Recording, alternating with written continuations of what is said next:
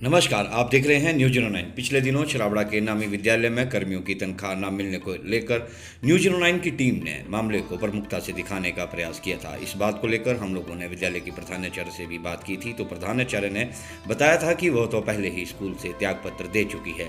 सवाल ये बनता है कि अब यहाँ नाथ कर्मियों की जिम्मेवारी कौन लेगा। अब विद्यालय की प्रधानाचार्य ने भी अपना एक वीडियो जारी कर बताया कि विद्यालय के कर्मी उसे कई मरतबा पहले भी धमकाने का प्रयास कर चुके हैं। अपनी नौकरी को छोड़ने के बाद वह विद्यालय में अपने सामान को लेने गई तो यहाँ पर तैनात कर्मियों ने उन्हें उनका सामान नहीं लेने दिया। न्यूज़09 से गुहार लगाते हुए विद्यालय की प्रधानाचार्य ने इस वीडियो को जारी करते हुए क्या कहा, देखिए। हेलो, मैं हिमालयन इंटरनेशनल स्कूल छराबड़ा की एक्स प्रिंसिपल बोल रही हूँ। कुछ दिनों से वहाँ का स्टाफ मीडिया बुलाकर स्कूल में मेरे खिलाफ एलिगेशंस लगाता रहा।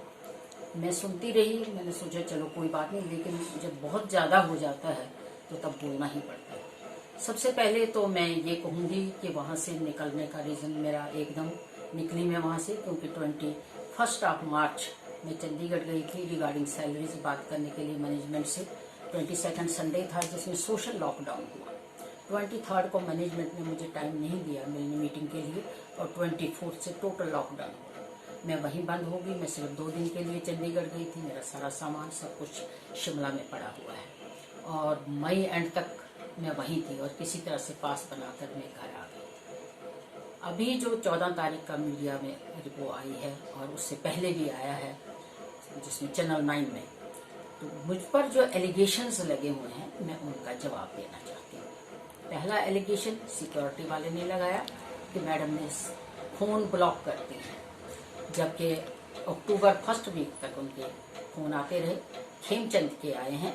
नरेंद्र से पूछे कोई कि उसने कब फ़ोन किया, मुझे कभी नहीं किया। खेमचंद का आता रहा। और सैलरीज के लिए बार बार मैं उनकी बहुत कोशिश करते रही। इवन मैंने सबकी सैलरी जनवरी से नहीं मिली, लेकिन नरेंद्र वगैरह स्टाफ जो सिक्योरिटी स्टाफ है उनकी मैंने जनवरी की सैलरीज किसी तरह से रिक्वेस्ट करके दिलवा दी। नंबर 2 बात, योगेश ने इल्ज़ाम लगाया कि मैडम तो सेक्रेटरी, वहाँ पर उनकी बेटी सेक्रेटरी की पोस्ट पर थी और वो प्रेसिडेंट की पोस्ट पर थी। जून 19 से हमें पता है, हमने रिकॉर्ड निकाला। तो मैं उनको एक जवाब देना चाहती हूँ कि that was a temporary adjustment, क्योंकि जो वहाँ के प्रेसिडेंट थे उन्होंने अब्रॉड जाना था, और सेक्रेटरी की पोस्ट पर रीना थी जिसने रिजाइन दिया था। तो मेरे से उन्होंने रिक्वेस्ट की, जिसके लिए मिस्टर चौधरी वहीं आए थे, शिमला में ही आए थे। सीनियर वाइस प्रेसिडेंट शिमला आए थे, और उन्होंने कहा था कि कुछ महीनों के लिए आप ऑफिशिएटिंग बने, शायद हमें कभी जरूरत पड़ जाए। तो मैंने उसमें साइन किए थे। I was only officiating for few months. जून तक जब उन्होंने कोई अरेंज नहीं किया, कोई नया नहीं हुआ, तो मैंने और मेरी बेटी ने दोनों ने हमने अपनी अपनी उस टेम्परेरी पोस्ट से रिजाइन दे दिया था। और जो मैंने जनवरी 6 को, मुझे याद है, मैंने रिजिग्नेशन भेजा था प्रेसिडेंटशिप से, टेम्परेरी प्रेसिडेंटशिप से, और उसमें मैंने मेंशन किया था कि 31 मार्च जो है मैं एज ए प्रिंसिपल जो हूँ मैं रिजाइन करूँगी। क्योंकि मैं वापस शिमला नहीं जा सकी, इसलिए मैं इन टच रही। बच्चों के एग्जाम्स पेंड थे, वो जब तक कंप्लीट नहीं हुए, उनका रिजल्ट नहीं आया। मैं मॉरली ड्यूटी समझ के इस इन बिटवीन सिक्योरिटी वालों ने मेरे पर जो है मुझे नोटिस भिजवाया लेबर कमिश्नर का, और मैंने उसका जवाब दिया जो मेरे घर के एड्रेस पर, मेरे पर्सनल एड्रेस पर आया, जबकि कोई बात नहीं बनती थी। मैंने उनका जवाब दिया कि मैं रिजाइन दे चुकी हूँ। योगेश ने इल्ज़ाम लगाया मेरे पर कि ये सेक्रेटरी और हमें कुछ मसला है प्रेसिडेंट्स के साथ जो हमारा हल नहीं हो रहा। उनका जो भी डिस्प्यूट है, सैलरी संबंधित है या जो भी है, वो पुराना है, मेरे ज्वाइन करने से पहले का है, वो मेरे टाइम का नहीं है। मैंने उनको सजेस्ट भी किया था वो चंडीगढ़ जाके अपना जो भी उनके डिस्प्यूट्स हैं वो सॉल्व कर ले, लेकिन उन्होंने नहीं किए। उसमें मैं जिम्मेवार नहीं, उसके लिए तो मैनेजमेंट जिम्मेवार है, मैं जिम्मेवार नहीं। तीसरा पॉइंट था शीला का। शीला ने मुझ पर एलिगेशन लगाया कि मैं जब से स्कूल में आई हूँ मैं गाली गलौज करती थी। मेरा ख्याल है वहाँ पर स्टाफ कम से कम 21 तो स्टाफ टीचिंग था, और 12-15 वहाँ नॉन टीचिंग स्टाफ है। मैंने किसी के इवन जी करके मैं बात करती हूँ, वो सारा स्टाफ जानता है, और शीला को भी मैं शीला जी कहती थी। मैं इतनी गिरी हुई नहीं हूँ कि उसको गालियाँ दूँ। हाँ, वो जरूर गालियां देती थी जब उसको मैं कहती थी कि सफाई नहीं हुई है या अच्छी तरह से सफाई करो। उसकी कंप्लेंट पेरेंट्स ने भी की थी, मैनेजमेंट को भी की थी, मुझे भी की थी। मैनेजमेंट ने भी इसका कहा कि आप एक्शन क्यों नहीं लेते, जिसके लिए शीला ने माफीनामा भी लिख के दिया था, जो रिकॉर्ड में है मैनेजमेंट के। उसने ये कहा कि मैं पैसा लेके, रिपेयर का पैसा लेके, कोई रिपेयर नहीं हुई, रिपेयर का पैसा लेके भाग गई हूँ। उसको मैं ये बताना चाहती हूँ अब इस स्टेटमेंट पर अड़े रहना और प्रूफ देना पड़ेगा कोर्ट में, क्योंकि मैं अब कोर्ट में जा रही हूँ। उसने मेरी इज्जत पर बात की है कि मैं पैसा लेके भाग गई। मैं जिस घर में रहती थी उसकी छत भी गिरने वाली थी। मैं कम से कम 20,000 रुपए लगाए हैं, जिसकी बिल मेरे पास है। कोई मुझे 10 पैसे भी स्कूल मैनेजमेंट ने नहीं दिए उसके लिए। वो बिल भी मेरे पास है और गवाह भी मेरे पास है।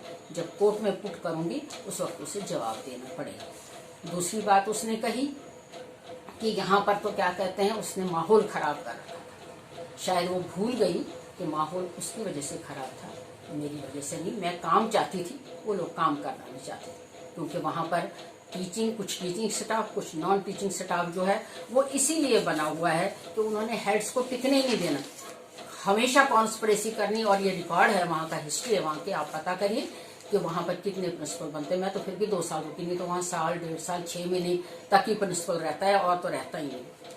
शायद सभी स्टाफ मेंबर्स और बच्चे जानते हैं कि मैंने स्कूल के लिए कितनी मेहनत की। मेरा फर्नीचर वहाँ पर कम से कम 1.5 लाख का है। ब्लैक बेड्स, बेंचेस हैं, शायद उसमें से कुछ बेंच शीला मैडम के घर पर भी होंगे। मैंने मंदिर बनवाया, मैंने किसी से पैसे नहीं लिए।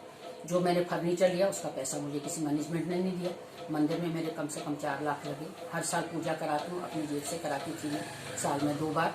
वो भी मैं अपनी जेब से खर्चती, मैं किसी से पैसे नहीं लेती थी। ड्राइवर को अगर कभी मैं पर्सनली ले जाती थी तो मैं उसके पैसे देती थी, उनको देती थी उसकी। मैंने कभी ऐसा नहीं किया कि मैं उनको स्कूल के नाम से ले गई, चाहे मैं स्कूल की ड्यूटी पर ही क्यों ना जाती थी, लेकिन जो है मैं उनको पैसे पे करती थी इसके लिए। सैलरी की जहाँ तक बात है, सैलरी मैनेजमेंट देता है, हम सिर्फ सैलरी बना के भेजते हैं मैनेजमेंट को। वहाँ से डायरेक्ट, ये सभी जानते हैं स्टाफ, नॉन टीचिंग और टीचिंग, कि उनके अकाउंट में डायरेक्ट सैलरी आती है। मुझे भी सैलरी नहीं मिली है। मैंने अपनी सैलरी तो है ही मेरी पड़ी वहाँ, उसके अलावा भी 30-35 हज़ार रुपये और पड़े हैं, जो कि मैंने डीजल डाला था गाड़ी में नवंबर के महीने में। मुझे अभी तक पेमेंट नहीं हुई। कुछ बिल्स पेमेंट पड़ी हुई थी जो मैंने अपनी जेब से डाली। मेरा ख्याल है सोशल मीडिया वाले भी जो मेरे पास आते थे, ललित जी हैं आपका फैसला के, उन्होंने एड्स जो दी थी, मैं अपने चेक देती थी, अपने पर्सनल चेक से मैंने पेमेंट की है, मैंने स्कूल से नहीं दिया। कोई भी ऐड जाती थी, चाहे वो टीचर्स डे की होती थी, चाहे वो किसी भी दिन की होती थी, मेले की होती थी, वो मैं अपनी जेब से पेमेंट की हुई है और मैंने किसी से पैसे नहीं लिए। काश वहाँ का स्टाफ मेरा साथ देता तो शायद मैं जो है ये स्कूल को कहीं भी ले जा सकते थे, लेकिन स्टाफ ने भी मेरा साथ नहीं दिया।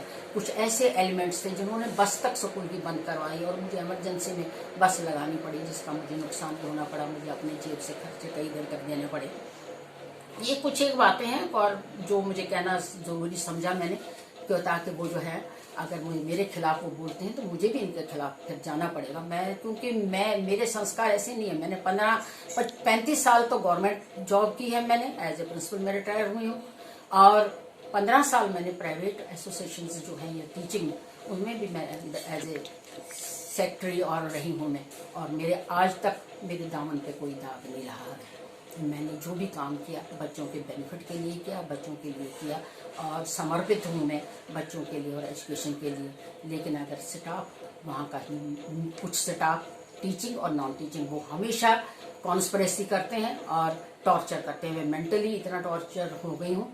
मेरा सामान वहाँ पड़ा है, मैंने खेमचंद को फ़ोन किया, मैंने कहा कि मैं सामान लेने आ रही हूँ, तो खेमचंद के वर्ड्स थे, आप सामान नहीं उठा सकते यहाँ से, हम आपको उठाने नहीं देंगे, पहले हमें सैलरीज दे दो।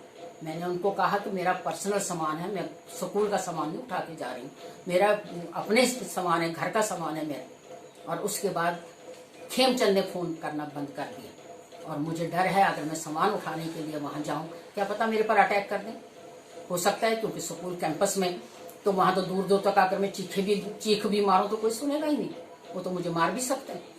उस डर के मारे तो मैं अपना सामान लेने भी नहीं जा रही हूँ, और वो लोग मुझे कह रहे हैं कि पैसे लेके भाग गई।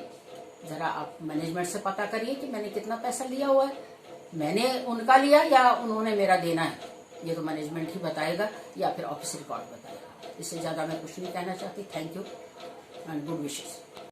मैं कुछ और कहना चाहती हूँ।